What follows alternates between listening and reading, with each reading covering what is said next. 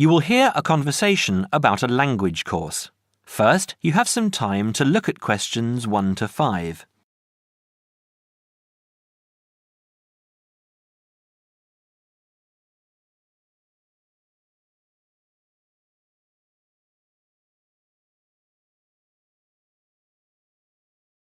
You will see that there is an example that has been done for you.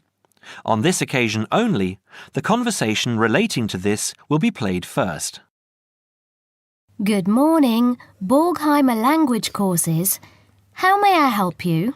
Oh yes, I contacted you some time ago about following a German course in Germany, and you advised me to take your placement test before we go any further. Well, I've done that now, so I'd like to go ahead with booking the course for this summer, if that's possible. Certainly, sir. You said you took the placement test. What was the result? I was placed at the O3 level. O3. Right. That's lower intermediate. Fine, Mr. The answer is Level 3 or Lower Intermediate, so the course level has been filled in for you. Now we shall begin. You should answer the questions as you listen, because you will not hear the recording a second time. Listen carefully and answer questions 1 to 5. Petterson. John Petterson. Could you spell that for me, please, Mr. Petterson? P-E-T-T-E-R-S-S-O-N. That's a double T and a double S. Am I right? That's right. Now, could I ask you where the course takes place? Well, we offer courses in Hamburg and Berlin. For your level, there's never a problem. There are always plenty of people for the intermediate classes. Oh dear. Does that mean that there might be a lot of students in my class? I wouldn't be very happy about that. No, don't worry, Mr. Petterson. The maximum class size is 12, but I've never known there to be more than 9 or 10 in a class. It could even be 5 or 6. Good. Actually, I'd prefer to study in Berlin. And how long is the course? 3 weeks, 5 hours a day. 2 hours only on Saturday. Sundays free. I see. And what about accommodation? There you have a choice, Mr. Petterson. You can either stay with a German family who are used to having such guests, or you can stay on the university campus, or we can book you into a nearby bed and breakfast. Is there a big difference in price? Not really. Staying with the family works out the cheapest, and the bed and breakfast is a bit more money.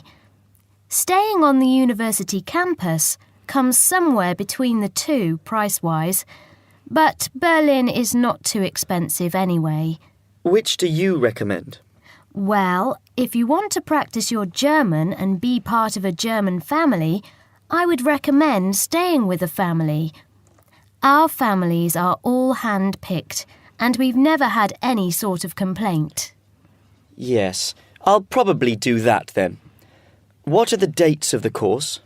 The first summer course starts on the 1st of June in Hamburg and a week later in Berlin, which is what would concern you as you have chosen the Berlin course. That's the 8th of June. The next course would begin on the 2nd of July and then... The 2nd of July course would be perfect for me. Can you put me down for it now? Certainly, Mr. Petterson. Can I have your address, please? 26 Mayfield Drive, Orpington, Kent. I'm afraid I can't remember the postal code. Don't worry, Mr. Petterson. I'll check on it. Before you hear the rest of the conversation, you have some time to look at questions 6 to 10.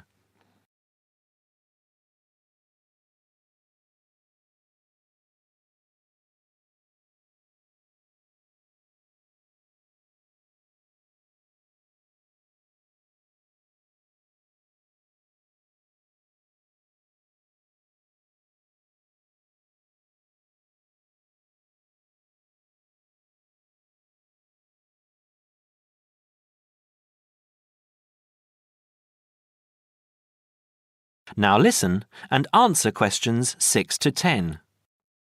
There are a couple of other things I'd like to ask. Certainly. What do I need to bring on the course? Well, apart from the obvious, you'll need our textbooks. I'll email you the name and publisher. You should be able to find it in your local bookstore. If you do have problems, call me or email me and I'll see what I can do. We provide the computers, computer disks, translation exercises and all that sort of thing, but you will need a good dictionary. We recommend Langenscheidt, which is more than adequate for your level. You don't have to go and spend a lot of money on an expensive dictionary. Not yet, anyway. Maybe you will when your German reaches a very high standard. That would be very nice. Now, finally, what about the cost of the course? And how do I pay? Would you like to pay that in pounds or in euros? Euros would be fine. In that case, it's 550 euros. You can pay by credit card if you like. Oh dear, I'm afraid I haven't got a credit card. How else can I pay? That's not a problem, Mr. Peterson. You can pay by bank transfer. Fine. By the way, I forgot to mention I am a full-time student. Have you got a student card? Oh, yes. Then that does make a difference, you'll be pleased to hear. You are entitled to 35% off the full price. And if you can persuade a few people to join you, it would work out even cheaper. How do you mean exactly? Well, for every 5 people you find, 1 goes free. In other words, if there are 6 of you, you get 1 free course. Of course, in reality, you would divide up the savings amongst you, presumably. Right. Well, I'll see what I can do. Thank you. Not at all, Mr. Peterson, and I'm sure you'll enjoy the course. There are, of course, sightseeing possibilities. Would you like me to send you our brochure describing them? Yes, thank you. I'd appreciate that. Anyway, thanks for your help. If I want to call back, who do I ask for? Susanna. I'm here most of the time.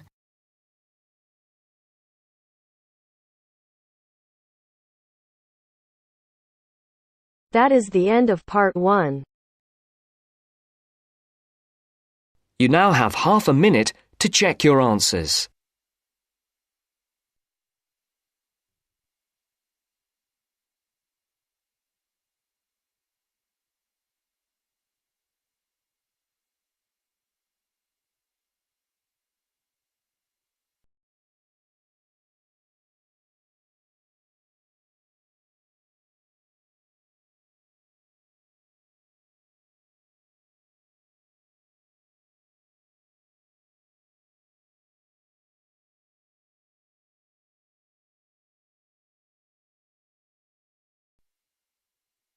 Now turns to part 2.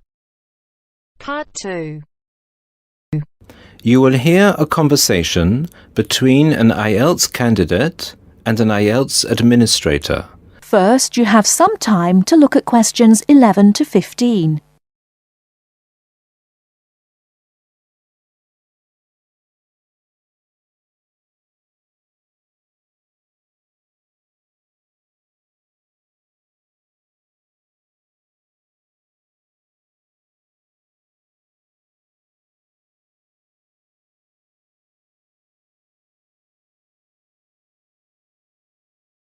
Now, listen carefully and answer questions 11 to 15.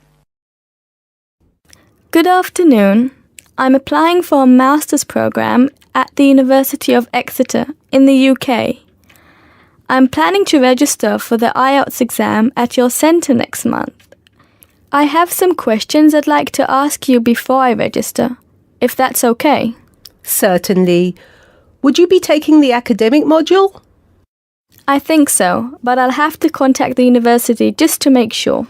You'll probably need the academic because most universities don't accept the general training, And anyway, the procedures to register for the exam are the same for both the general and the academic modules. Good. My first question is whether I sit all parts of the exam on the same day. I don't live here, you see, and for me it would be more convenient to do all the papers on the same day. Unfortunately, the speaking part is scheduled for Thursdays, and reading, writing and listening tests take place on Saturdays. We can't change the days, I'm afraid. That's a pity. Well, never mind. What sort of documents do I need to bring in order to register? You'll have to fill in the IELTS application form and bring an ID, a copy of your ID, and 2 passport-size photos on a white background. Will any ID do? We only accept original passports and national IDs. That's good to know. Did you say that reading, writing and listening are scheduled for Saturday? That's right. Will I get a break in between the papers? I'm afraid there aren't any breaks between the papers. Each paper takes an hour to complete, so it's 3 hours straight through. You'll first do listening and then reading, followed by the writing test. This is a standard requirement from Cambridge. Before you hear the rest of the talk, you have some time to look at questions 16 to 20.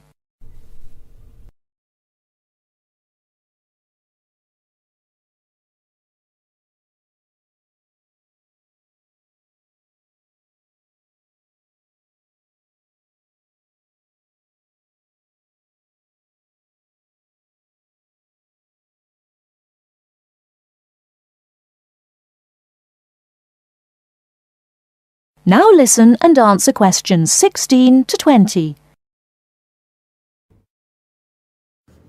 Okay, and how soon after the test can I pick up my results? It takes 13 calendar days for the results to be processed. Can you let me know how much it is and the form of payment? The examination fee is $200. You can pay by credit or debit card. We also accept checks. We only accept cash as a form of payment in exceptional circumstances. And one last question. Can I mail you the application documents? Certainly. You can send all the documents by registered mail to our address, 47 Clover Place, New Rochelle, New York. Could you spell New Rochelle for me, please? Certainly. Newrochle.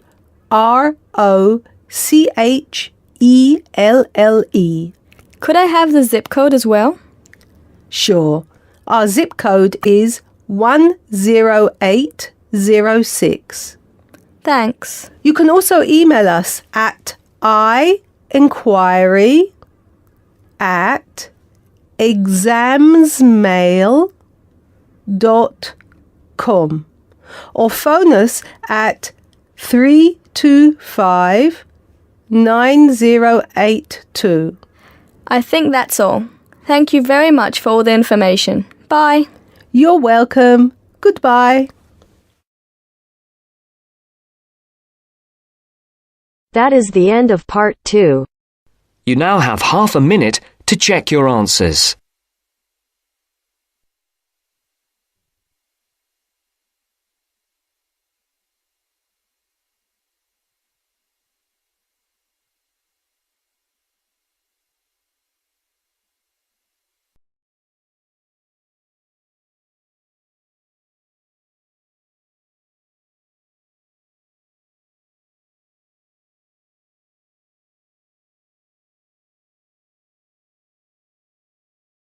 Now turns to part 3. Part 3. You will hear two friends discussing what to study at Mitchford University. First, you have some time to look at questions 21 to 27.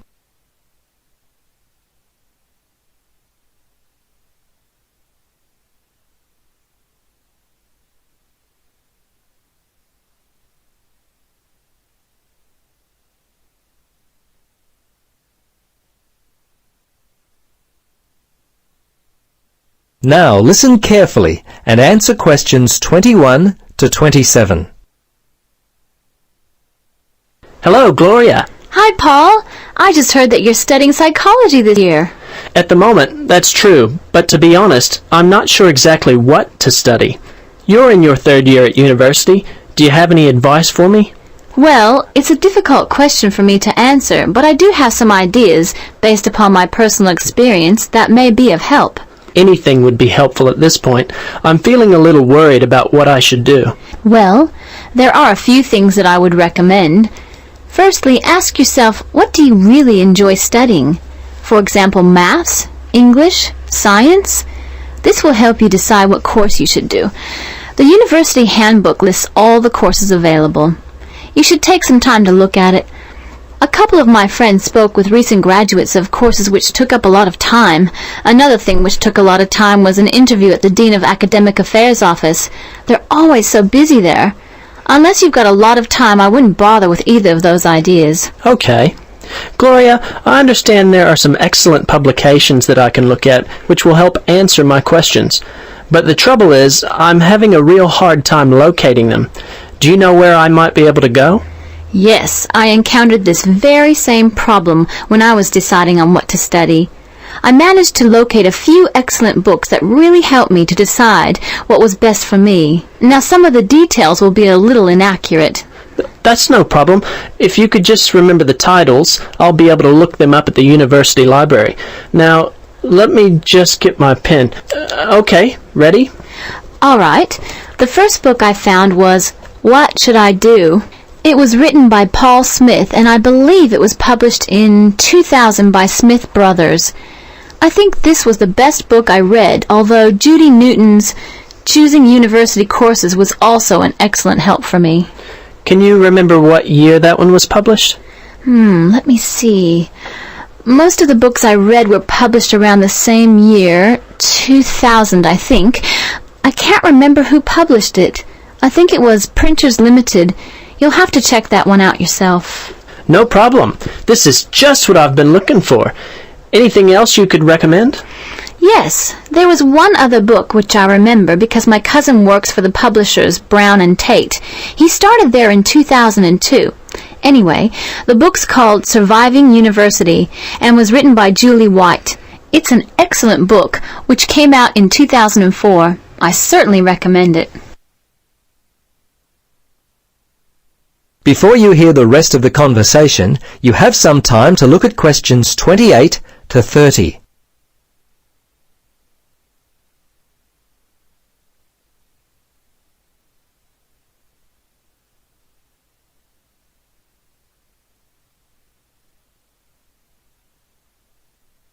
Now listen and answer questions 28 to 30. Gloria, this discussion has been so helpful. I wonder if I might ask one more question. Sure. What would you like to know? Well, I'm wondering why you finally decided to study psychology.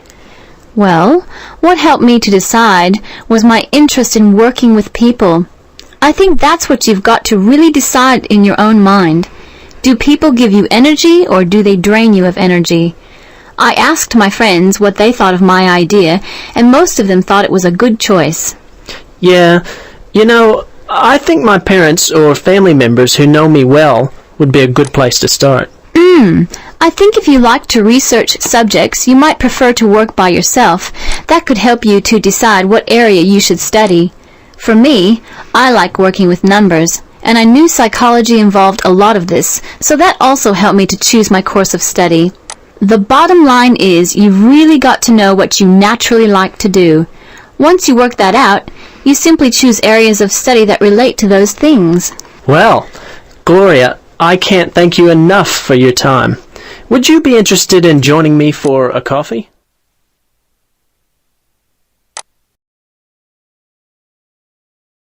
That is the end of part 3. You now have half a minute to check your answers.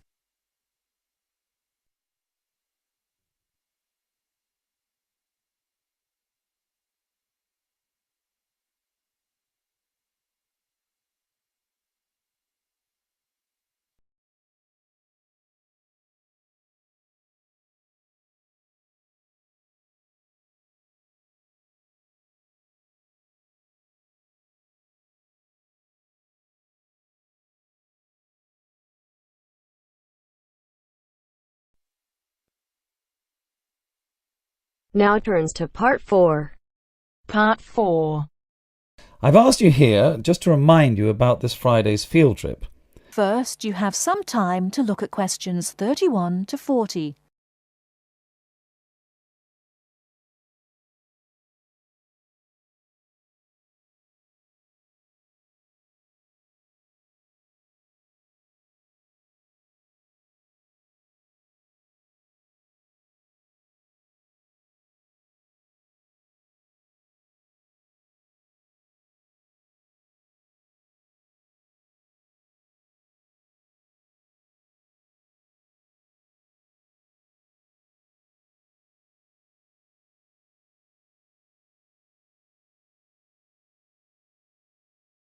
Now, listen carefully and answer questions 31 to 40. OK, I'd like to keep this meeting as brief as possible, as I'm sure we all have things to do. I've asked you here just to remind you about this Friday's field trip. This is the first of many field trips you'll be going on, so there are a few rules I'd like to make clear now. Most importantly, I want you all to remember that simply because you are leaving the college does not mean that you are not studying. This is an essential part of your course and should be treated as such. There will be 2 assignments for you to complete whilst you are there, and some extension work you will be expected to do over the weekend, so I suggest you all pay attention on the day. Moving on, remember that we are going to a salt marsh and must dress appropriately. High-heeled shoes and t-shirts are not what I consider appropriate. You need good footwear, preferably boots, and you should bring a waterproof jacket as the weather is unpredictable. It would also be a good idea to bring a change of clothes. There is a chance you will get wet, and a 3-hour return journey in damp clothes is nobody's idea of fun. We will be on the marsh from about 10 o'clock to about 4, so you will be given a light lunch. However, if you want to bring any snacks with you, then please feel free to do so, although we will be stopping for dinner on the way home. Now, this is the 4th time the college has been to Park Drive Saltmarsh, and so far we have never lost a student. However, remember that there are 28 people going, and if you are late, you will be keeping myself and your colleagues waiting, and at that time in the morning you will not find me very forgiving. Please try to arrive a few minutes before 7. If you are not here on the hour, you risk being left behind. For those of you who are being collected in the evening, you can expect to be back here between 8:30 and 9 p.m. But do warn whoever may be coming for you that the traffic is unpredictable and it may well be later. Before you go, I'll hand out your assignment papers and briefly explain what you have to do. Now, on the first page, all you are required to do is identify the flora and fauna on the page and find an example in the salt marsh. As I told you on Monday, you will need a camera for this. I recommend one of those disposable cameras rather than something more valuable, as the marsh can get very dirty. Now, on page 2, you'll be looking more at the bird life on the marsh. You should be able to see what you have to do for this assignment, but there will be plenty of time on the way there to ask any other questions. Well, we'll stop there and I'll see you all on Friday morning. Oh, before you go, just a word of caution. The plants are there to be seen and photographed only. Remember that this is a protected site and we will have to get permission for this trip. If there are any problems, we may not be allowed to go again, and you will be spoiling the opportunity for other students. Okay, if you have any questions, come and see me later today or tomorrow. That is the end of Part 4. You now have half a minute to check your answers.